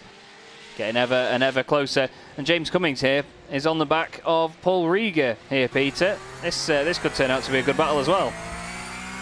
It is, yeah, very, very good. You know, Paul Rieger has had a really good day today, and just a shout out to our leaders as well. Parkins put in another 1 minute 24.6 on the lap before last, which was 1.4 seconds quicker than Greatorex. So considering Greatorex, his car is not at 100%. Clearly, we can see the damage quite visibly on screen. He is driving with an incredibly consistent pace. So yeah, we should. I think we're going to see Parkins perhaps get onto the back of Greatorex, but making a move, like we say, will be tricky. And the beautiful camera shake there, carrying over to the TV camera on that one. Danny Jones and Carl Sharkey are very close together as well, actually. Carl's done a great job in catching him up. This, of course, for the final podium spot. Through the left-hander. Oh, I thought that Danny went in a little bit hot there. He's not hit the curb, but he's run wide, and Carl squeezes through the gap. Great opportunism from Carl. Danny's gone late on the brakes, so cuts across the front of him, and he's done that once before, and he's done that once too many times. Oh, and it's in the gravel. That's such a shame. And James Cummings has also had an issue. Wow, and what the heck are they doing there? Mark Phillips thinks, oh yeah, let's make a proper car park of it. Oh my goodness me. Mark really should have held the brakes there and let that thing just stop where it needed to. Let's just have a look at what happened here, guys, because Mark's gone in way too hot on the brakes. James Cummings has done the same. James loses it one way. Mark goes too deep, loses it the other. And I tell you what, there's one angle, and I think you're all going to agree with me on this. There's one angle we really need to watch this from. Danny Jones sat in the gravel thinking, oh, great. And then he's thinking, oh, God, what are you doing, guys? Oh, my God. And then even Gavin Halls loses it as well on the way in. What a hell of a moment that was there, Jack. That must have been horrifying. Yeah, very, very sobering for Danny Jones, thinking, oh, I've had my moment now. That's not what I wanted. And now he's got almost, well, 2.5 Porsche 911 GT3 Cup cars flying towards him. Arguably one of the quickest points on the circuit and one of the most important braking points on the circuit. And as soon as you miss that, it's probably only a one-way train to the wall. But everybody just about keeps it out the wall, as far as I'm aware. But we're now looking at Danny Bathy working his way past Ryan Perry. Gavin Halls has dropped back. He gained a few positions earlier on, but he's not here anymore. So whether that is some sort of... I think he's disconnected again. Yeah. Maybe another internet issue. Yeah, he's just gone flying down. The lead, by the way, 0.7 of a second now, and this is going to be the final lap of the race because we've gone over the 20-minute mark. This is literally the last corner, and whether Ryan Parkins can get a better run or not is up to him, but it looks like it's going to be number 13. Austin Greatorex takes round 4 of the championship. Ryan Parkins second, and Carl Sharkey, can he defend from Paul Rieger? Paul takes the car out wide, tries to get a nice run on the exit. Doesn't like he's going to get it either, so it's number 77 versus number 7, and it's 77. Carl Sharkey takes the podium. And a really, really good effort by those boys. Chris Bowie's had another issue at the corkscrew. He's going to hate coming back here every time he gets on iRacing now when he comes back to the corkscrew. Mark Phillips, championship organiser, finishes in 5th despite that issue a minute ago. And Danny Jones just behind there in 6th place. Good recovery there from Danny. Carwadine, great debut today. He's done a really, really good job there, finishing in 7th. And 8th place for Johnny Elia. Ian Hannon 9th, and then Luke Holroyd is going to round out the 10. Flashes the lights across the line. That's what we like to see from the legend himself from Porsche Sport. But another great race. Oh, listen to that on the overrun, Jack. I know that you like a Porsche noise, but wow, that sounded special. It really did. It's just one of those things that adds to the sort of air of a Porsche, the noise, the look, everything. And I think that race sort of outlines it perfectly. We saw battles that you wouldn't really expect to see. We saw Parkin start really, really far down the order, and he gained 23 positions to finish P2. One more lap, and I'm guessing he probably would have taken top honours as well. So a dominating drive from Ryan Parkins, but I don't want to take anything away from Austin Greater X, and he kisses the wall just for good luck. But that was a great drive from Austin, gained 22 positions as well. So he knew what he had to do going into what was round 4. So he did exactly what he needed to do and crossed the line in the lead. Yeah, it was a very, very controlled drive. Once he got the place, he tried to run with it, and he just managed to keep the gap there for as long as he could from Ryan Parkins. So there you go then. Austin Greater X wins, Ryan Parkins second, Carl Sharkey rounds out the podium with Paul Rieger in 4th place, Mark Phillips in 5th. It's a good place to be if your car number's got 7 in it. Danny Jones finishes in 6th with Carwadine in 7th and Gianluca Elia in 8th. Ian Hannon 9th with Luke Holroyd rounding out your top 10 with James Cummings in 11th. Then we have Chris Bowie, Paul Stout, Dan Bathy, who we didn't really see much of in that race, but I think he got involved in the incidents early on and then had to try and make a comeback through there. He still managed to gain 8 places by the end. Then we have Ryan Penny, Charlie Oliver, Mark Bowe, and the cars 1 lap down or more. Gavin Halls did disconnect in the end, unfortunately. Carl Hazelton and Stuart Clark join in being 1 lap down. 2 laps down was Amrik Sashdev, with Ryan Ratcliffe 11 laps down. 12 laps down was Baxter Jones, then Archer and Polly at the bottom of the table. But a really, really good race meeting once again for us here, and we're just going to see whether we actually do. We have the guys waiting for an interview, so what we'll do is have a quick word with our race 2 winner. Austin Greater X joins us. Austin, I bet you're absolutely over the moon with that one, mate. It was a great drive. I'm more than happy that the race finished a lap early because Ryan was catching me at a silly pace, pretty much a second a lap on my Delta. But to come back from, well, what was our 23rd? I think it was 3rd from the back. To come back and win the race, my first win of the season, I'll take that all day long. Yeah, it looked like it was always going to be a bit of a tough challenge. I mean, there was a lot of... we're just looking at the incidents in front of you now in slow-mo at the start. You turned out the way to get out of the way of an incident and smacked into the side of Paul Rieger as well. I mean, when that happened so early on in the race, were you expecting to be able to come through and make more positions out of it? Well, no, not really. Obviously, I got contact and I thought I'll see how the car drives for a little bit, see if I need to come in for the fast repair. And it was slightly damaged on right turns. You could feel it ever so slightly, not as much grip. But I realised at the end of lap 1, once it was driving not too bad, I was in 4th position. So I thought I'll carry on going and see how I get on. And obviously it worked, but I've just watched the replay back myself, and the contact itself doesn't half move my left front wheel, so it must have had some impact and quite a bit of damage. Yeah, it certainly didn't look like a light tap by any stretch of the imagination. There were cars all over the place, though, and to be fair, even though you were in the number 13 machine, it didn't seem that unlucky. Is that the sort of... Is it like reverse psychology choosing that number? No, it's just my date of birth, to be fair, and I do motocross as a sport, so 13's just been my number for years, and then right. I thought, I'll have it for this, and at the minute, fingers crossed, 13's been quite lucky for me. I did well on the reverse race at Donington, and again the reverse race here today. Well, it means that we have now a reason to associate with why you did so well on the gravel as well, on the outside of turn 1. If you do motocross as well, you know what a loose surface is like, so if you can get a bike round it, I'm sure you can manage a Porsche. As the championship moves on then, we're going to Monza for the next one. What do you think we're going to see there? Because there's a lot more, obviously, straight tarmac there, so maybe not as much opportunity for some of these guys to come together, and a couple of incidents may not happen. Do you reckon that it'll be a bit cleaner? I'd like to be hopeful, but from previous iRacing experience, the first chicane at Monza is probably the worst corner on any game for the start of a race, or any track to be fair, not just game. So when we've got such a variety of experience, race 1 might not be so bad, but I think race 2, I'm going to hang back for the first chicane. Yeah, I think definitely. There'll be quite a big impact. Yeah, that's it, and it's all about mindset in these races, isn't it? It's pretty chaotic at times, especially when there's such a big range of talent in the field. But keeping a level head is the key part of it, isn't it? It is, and it's being patient because there's such a variety. Some people are obviously very new to the sim world, and some people are quite experienced. But I've been on it for just over a year myself, so experience compared to some, but to others, no experience at all. And it's just picking your moments. You just got to be calm and patient. You know you're quicker than some of the other people. Don't try and rush it. And I nearly put myself in danger, as we see, because I got such a good start on the start of race 2. That could have ended a lot worse and potentially ended the race. Yeah, definitely. But luckily not. And, well, you managed to get right to the front very, very quickly and become the race winner, mate. So very well done from all of us here. Just before we let you go, though, Austin, is there anyone you'd like to give a shout-out to, mate? Well, obviously I've got a new livery. Just before the start of the season, I was invited to race the Quantum Racing.